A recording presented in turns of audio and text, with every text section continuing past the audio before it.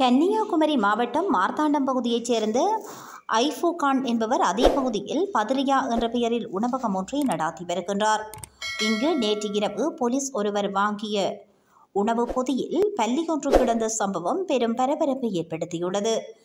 சாப்பிட பார்சலை பிரித்தபோது அதில் இறைச்சியுடன் வால் முறிந்த நிலையில் இறந்த பல்லியொன்றும் இருந்ததைக் கண்டு அவர்கள் அதிர்ச்சியடைந்துள்ளனர். இது தொடர்பாக மார்த்தாண்டம் காவல் நிலையத்தில் புகார் அளித்தனர். இந்த புகாரின் பேரில் உணவு பாதுகாப்புத்துறை அதிகாரிகளுக்கு தகவல் தெரிவிக்கப்பட்டது.